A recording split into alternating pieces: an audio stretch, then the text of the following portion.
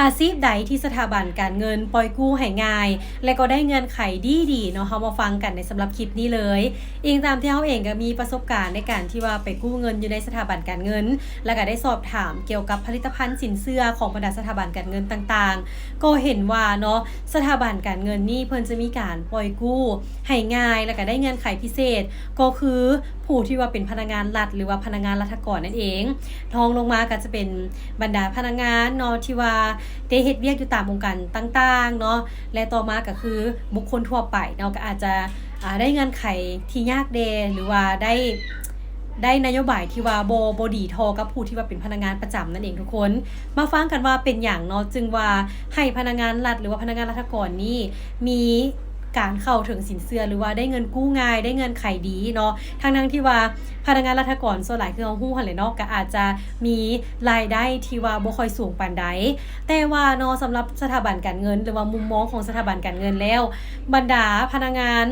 รัฐหรือว่าพนักงานที่ว่าเฮ็ดเวียกประจำนี่เขาเจ้าเนาะถึงว่าจะได้เงินเดือนบ่สูงแต่ว่าเขาเจ้ามีรายได้หรือว่ามีเงินเดือนที่ว่ามีความมั่นคงซึ่งแน่นอนว่าจะได้รับแน่นอนเนาะในแต่ละเดือนบรรดาพนักงานประจำหรือว่าพนักงานรัฐก็แล้วแต่เนาะเงินเดือนจะบ่ได้สูงฉะนั้นเวลาที่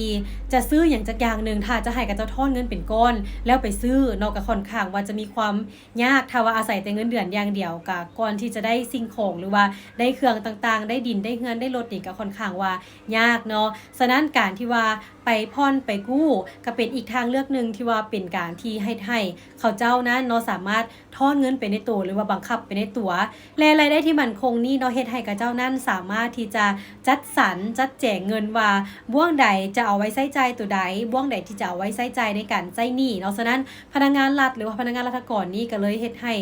เป็นอาชีพที่ว่ามีความเชื่อมั่นเนาะสำหรับบรรดาสถาบันการเงินคือถ้าว่าเป็นพนักงานรัฐนี่ก็จะได้นโยบายพิเศษเช่นว่าบ่มีดอกเบี้ยบ่มีดอกเบี้ยบ่สูงเนาะหรือว่าจะเป็นบ่มีหลักทรัพย์ค้ำประกันเนาะหลายๆสถาบันก็มีนโยบายนี้เลยเพราะว่าบ่ต้องวิเคราะห์ยากเนาะเพราะว่ากลุ่มเรานี่ค่อนข้างว่าบ่ค่อยที่จะชำระหนี้บ่ได้เพราะว่าแน่นอนเป็นพนักงานเนาะก็มีความเชื่อมั่นมีความเชื่อถือฉะนั้นจะเบี้ยวหนี้เบี้ยวสินก็ค่อนข้างว่ายากเนาะฉะนั้นถือว่าเป็นกลุ่มที่ถึงว่าจะบ่ได้กำไรหลายนำเขาเจ้าเพราะกู้เงินบ่หลายดอกเบี้ยบ่สูงแต่ก็เป็นกลุ่มที่ว่าบ่มีความเสี่ยงโอกาสที่จะเกิดหนี้เสียหรือว่าหนี้ NPL นี่มีน้อยแฮงเนาะและต่อลงมาก็คือเป็นกลุ่มที่เป็นพนักงานประจำเนาะอาจจะเป็นพนักงานเอกชนต่างๆอันนี้ก็ยังมีโอกาสเสี่ยงเพราะว่ามีการเปลี่ยนเวียกเนาะอาจจะถูกเซาจ้างงานได้ตลอดเวลาอย่างประมาณนี้และห้องลงมาก็คือบรรดาผู้ที่ว่าเฮ็ดค้าขายต่างๆเนาะที่จริงแล้วผู้ที่ว่าค้าขายนี่แน่นอนเนาะค่อนข้างที่จะมีรายได้หลายรายได้สูงเลยแหละแต่ว่าเนาะในมุมมองของสถาบันการเงินแล้วเขาเจ้าก็คิดว่าผู้ที่เฮ็ดค้าขายนี่เนาะรายได้บ่ค่อยมั่นคงแล้วก็มีการหมุนเงินเนาะที่ใช้จ่ายเขาในการเฮ็ดธุรกิจนี่แหละอาจจะเฮ็ดให้สดในบางเดือนบางครั้งได้เนาะเขาก็เลยคิดว่ากลุ่มเรานี่มีความเสี่ยงเนาะอาจจะเข้าหาสินเชื่อนี่ยากขึ้นวิเคราะห์ยากขึ้นแล้วก็มีการที่ว่าจะต้องมีหลักทรัพย์ค้ำประกันเวลาที่ไปกู้ต่างๆแบบนี้ดอกเบี้ยก็อาจจะได้ดอกเบี้ยที่สูงแดเนาะอันนี้ก็เป็นมุมมองที่สถาบันการเงินเพิ่นคิดนั่นเองเนาะและแน่นอนเนาะอันนี้เฮาก็เว้าในเรื่องของรายได้เท่านั้นแต่ว่าเพิ่นก็ยังเบิ่งตื่มอีกหลายกว่านั้นเนาะว่าทานปัจจุบันนี้ทานมีกู้หลายบ่